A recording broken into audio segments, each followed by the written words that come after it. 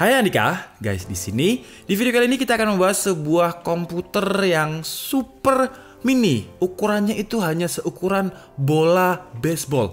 Menarik banget kan ya? Tapi seperti biasa sebelum kita mulai videonya, buat kalian yang belum cuci tangan dulu. Kalau udah cuci tangan langsung aja subscribe channel ini, karena di channel ini kita akan membahas informasi menarik mengenai dunia gadget dan juga teknologi yang akan membuat hidup kalian lebih inspiratif dan produktif. Dan perkenalkan, box yang ada di sini ini namanya adalah Cuy.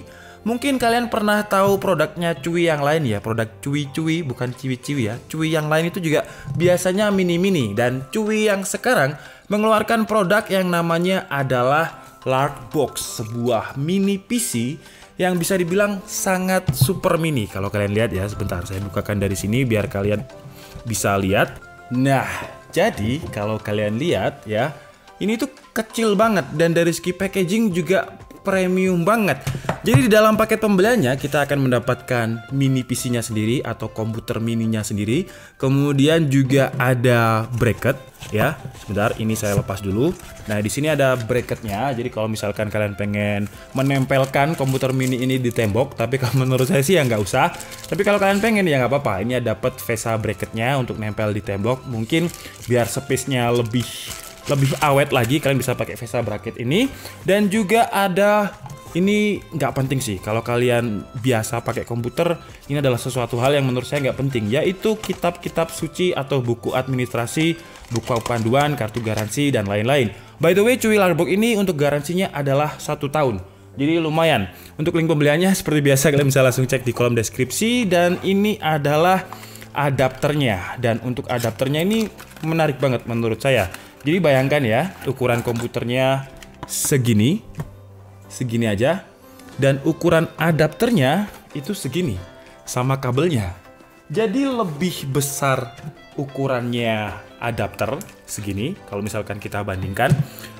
Komputer mininya segini dan adapternya cuman segini. Keren banget ya. Oke, jadi sekarang kita bahas untuk Cuy Larkbox mini PC-nya ini. Jadi di bagian atasnya sini ada logo Cuy, kemudian juga ada kayak semacam grill seperti pembuangan untuk udara. Kemudian di bagian kanannya ada slot untuk micro SD card. Jadi kalau misalkan kalian merasa storage-nya mungkin kurang, kalian bisa pakai expansion-nya ini. Kemudian juga ada audio jack combo. Di bagian bawahnya ada logo Intel Celeron Inside ya, dan di sini ada tulisan M.2 SSD nih. Jadi menarik juga, jadi kita akan bongkar nanti bagaimana kondisi dalamnya. Apakah bisa kita tambah slot SSD? Menarik nih kalau bisa. Kemudian di sebelah atasnya itu ada konektor Type-C yang juga berlaku sebagai input power. Kemudian ada 2 buah USB 3.0 dan juga input HDMI. Kemudian di bagian kirinya kosong, dan di bagian sini, di bagian bawahnya itu ada tombol power. Oke lah, jadi sekarang langsung aja, mungkin kita bongkar dulu aja ya sebelum saya aktifkan dengan monitor di sini. Kita bongkar dulu bagian dalamnya karena saya penasaran. Di sini ada tulisannya M.2 SSD. Jadi apakah bisa kita upgrade untuk SSD? Dan cara membukanya sih ya gampang banget ya, karena di sini ini udah ada bautnya. Jadi ini nggak ada magnetnya. Kita cari yang ada magnetnya aja. Karena kalau nggak ada magnetnya agak susah. Nah ini kalau ada magnetnya kan kita tinggal tarik aja. Oke, dan ini adalah baut yang terakhir. Oh, baut yang terakhirnya bisa kita lepas sekalian casingnya, jadi lebih mudah untuk opsi upgrade-nya ya. Dan ternyata emang bener ya. Jadi di sini kalau kalian lihat ada slot expansion-nya untuk M.2. Cuman ini kayaknya M.2 yang mini ya, mungkin 20 20 kalau 20 80 nggak mungkin, karena nggak bakal bisa masuk. Jadi kalau kalian mau pakai expansion pastikan slotnya pas. Kayaknya 20 20 ini pas nih. Nah, apakah kita harus bongkar sampai dalam? Oke lah, kita bongkar sampai dalam ya. Dan kalau kalian pengen lihat bagian dalamnya kira-kira seperti ini ya. Jadi ini adalah slot expansionnya yang tadi, jadi tembus di covernya. Dan seperti ini aja sih. Jadi ini tadi hanya sebagai pelindung untuk covernya. Dan kalau misalkan kita mau bongkar lagi ya bisa, cuman nanti malah susah pasangnya karena kayaknya ini nggak ada opsi upgrade untuk yang lain. Jadi opsi upgrade-nya hanya di slot expansion untuk M.2 SSD. Oke, jadi sekarang saatnya kita konekkan komputer mini ini ke monitor ya. Jadi caranya ya kayak komputer biasa, kita bisa plugkan HDMI-nya di bagian port konektor yang ada di sini. Kemudian kita juga tinggal koneksikan powernya, dan menurut saya menarik karena powernya ini pakai Type-C sama seperti di smartphone. Nah, seperti ini. Dan ini monitornya udah nyala belum ya? Sekarang kita coba dulu. Di sini ada tombol powernya nih, kecil banget nih ya kan? Kita nyalakan. Tes. Oke, ini kita taruh sini ya untuk power untuk. Nah, ini udah selesai. Jadi ini saya pakai bantuan tatakan biar kalian bisa terlihat karena kecil banget nih dan bobotnya cuma 127 gram. Nah, ini udah masuk ke proses aktivasi. Sekarang sambil kita tunggu dan untuk bootingnya logonya cuy seperti ini. Dan ini emang kecil banget ya. Sambil kita booting mungkin akan saya jelaskan dulu untuk spesifikasinya. Jadi untuk prosesornya dia pakai J4115 Intel Gemini Lake Refresh kode namanya dengan base clocknya 1,8 GHz yang bisa di boost sampai 2,5 GHz. Dan untuk level 2 cache-nya adalah 4 MB. Untuk power konsumsinya dia rendah daya banget, cuman 10 watt. Dan walaupun kecil seperti ini, tapi jangan dikira ini cuma 2 core 4 thread. Enggak, ini adalah prosesor quad core atau 4 core dan 4 thread. Jadi menarik banget, di casingnya yang kecil ini memiliki tenaga yang bisa dibilang powerful dengan casing yang sekecil ini. Nah, ini jadi aktivasi karena cuy Luggerbox ini udah pre-install dengan Windows. Jadi kita nggak perlu lagi install Windows, kita tinggal tekan yes aja karena Windowsnya udah original, udah pre-install Windows 10 di dalam PC mini cuy Luggerbox ini. Ini kita aktivasi dulu sebentar. Sambil nunggu proses aktivasinya mungkin akan saya jelaskan lebih lanjut ya untuk spesifikasinya biar saya gak gabut. Jadi untuk dimensinya cuy Luggerbox ini memiliki ukuran panjang 61 mm, lebarnya 61 mm dan ketebalan 43 mm. Jadi kalau dari segi ukuran itu bener-bener kecil banget dengan bobotnya cuma 127 gram. Jadi kalau misalkan kalian bawa kemana-mana, anggap aja harddisk eksternal tapi sudah pre-install dengan Windows karena emang ukurannya kecil dan portable banget. Kemudian untuk memori RAM-nya juga cukup lega dengan kapasitasnya 6 GB LPDDR4. Kemudian untuk konektivitasnya dia juga udah pakai Wi-Fi dual band dan Bluetooth-nya versi 5.1. Nah, jadi sekarang udah selesai kita aktivasikan untuk pre-install Windows 10-nya dan ternyata yang menarik cuy Luggerbox ini juga memiliki ultra cooling fan. Jadi kalau mic ini saya dekatkan ya. Nah, kalian bisa mendengarkan suara kipasnya. Makanya di bagian depannya tadi juga ada grill untuk exhaust pembuangan udaranya. Tapi suara kipasnya menurut saya cukup silent dan nggak terlalu kenceng. Oke, jadi di sini sambil kita cek ya untuk spesifikasinya. Jadi untuk grafiknya dia pakai Intel UHD Graphics 600 dan untuk storage-nya 128 GB eMMC. Nah, jadi sekarang langsung aja mungkin sambil kita benchmark, tapi ini cukup kenceng ya, nggak lelet sama sekali. Tapi kita coba aja untuk speed test untuk storage-nya. Oke, sekarang kita tes mini PC Luggerbox dengan Intel J4115 4 core 4 thread dengan TDP 10 wattnya ini. RAM-nya 6 GB dengan Intel UHD 600. Apakah bisa untuk playing CSGO? Ini kita menggunakan settingan di resolusinya XD 1280x720 dan grafiknya mentok kiri atau very low. Oke, jadi sekarang kita coba main dan ini saya turunkan lagi ya resolusinya ya. Jadi resolusinya di 1280x600 nih. Dan sejauh ini cukup aman ya. Dan maaf kalau kalian nggak bisa lihat untuk measuring FPS untuk measuring FPS-nya karena entah kenapa CSGO ini akhir-akhir ini kalau saya pakai MSI Afterburner dia nggak mau nih. Jadi nggak bisa. Mati ya. Dan menurut saya menarik ya. Dengan komputer semini ini dengan powernya cuma 10 watt lumayan kuat lah. Tapi masih agak sedikit lagi sih. Coba sebentar ini. Dan posisi main saya nggak enak banget nih ya. Jadi kalau kalian lihat tangan saya ini kayak orang stroke gitu. Bagian kirinya ini. Jadi capek. Karena kalau nggak kayak gini kalian nggak kelihatan. Mana ini musuhnya kok nggak ada ini. Oh itu.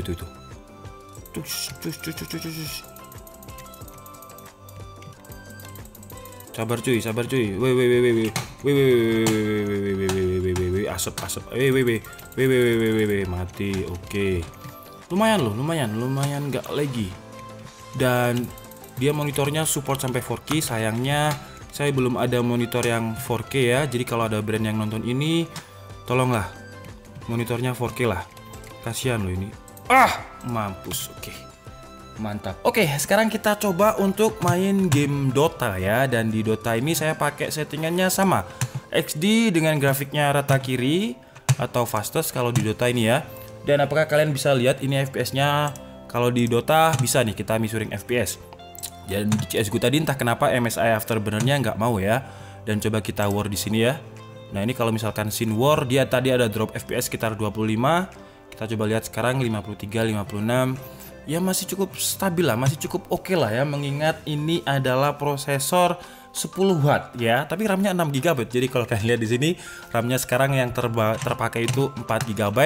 CPU-nya 80-an derajat Celcius, kayaknya nggak pernah menyentuh 90 derajat Celcius. Dan untuk GPU-nya masih 62%. Ini seharusnya masih bisa lancar lagi sih. Coba ini ya.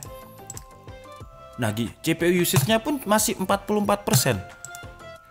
Harusnya mungkin kalau saya sebentar ya, kalau saya aktifkan ini pakai Full HD mungkin bisa lebih stres lagi. Jadi kita masuk ke sini, kemudian di Full HD kan pakai 60 Hz aja, apply. Oke.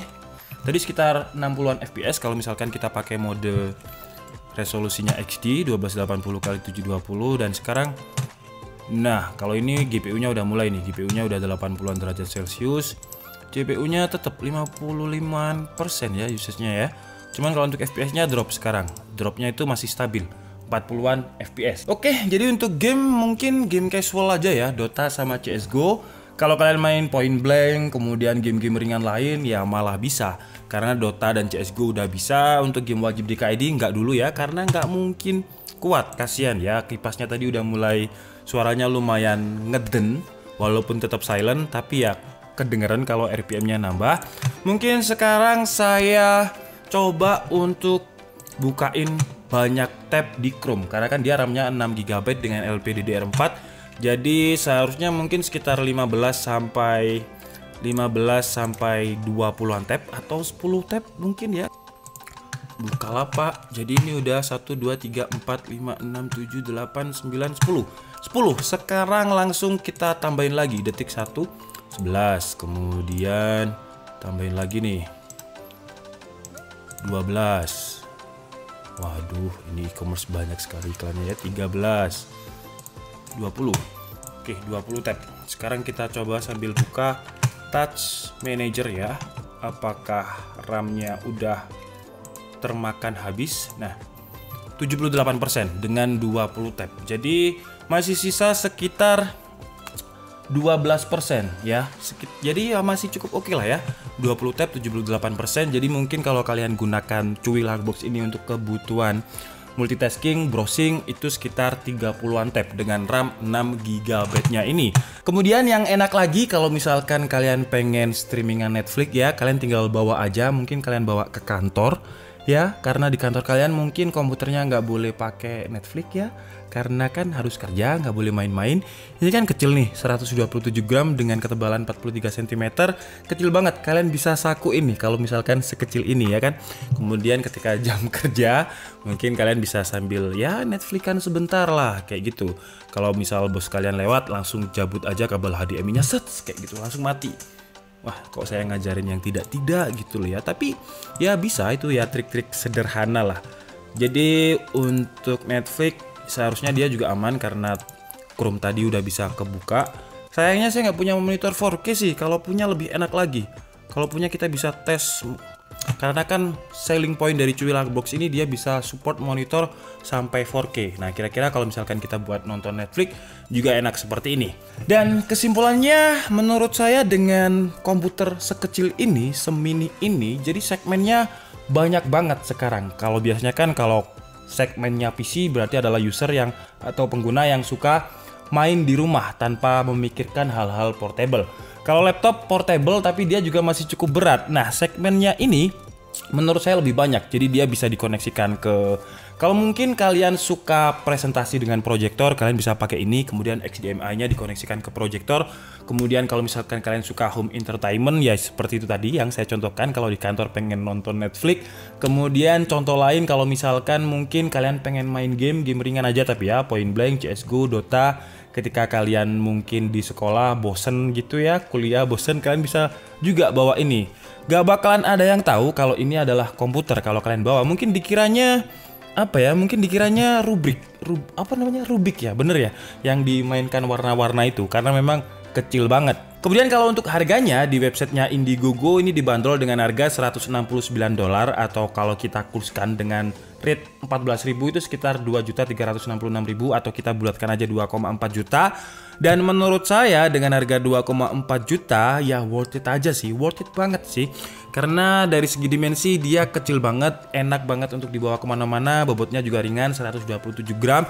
Gak hanya bobot ringan, dimensi yang kecil, tapi dia juga cukup powerful untuk sebuah komputer yang ukurannya segini aja ya. 4 core, 4 thread, RAM-nya 6GB, storage-nya eMMC 128GB yang masih bisa di-upgrade untuk M.2 SSD expansion slotnya. Kemudian dia juga sudah support 4K, jadi menurut saya GG banget. Ada ultra coolingnya juga, jadi dia ada kipasnya. Meskipun 10 watt itu termasuk low power, tapi karena mungkin dimensinya kecil ya, jadi dia harus membuang panasnya biar performanya stabil. Dan untuk suhu temperaturnya seperti yang kalian lihat tadi sekitar 87 derajat Celcius. Oke lah, jadi mungkin cukup segitu aja ya video kita kali ini. Saya minta maaf kalau ada kesalahan dalam penyampaian informasi. Seperti biasa, kalian bisa mengkoreksinya di kolom komentar. Saya Andika Setiabudi and see you on the next video. Bye bye.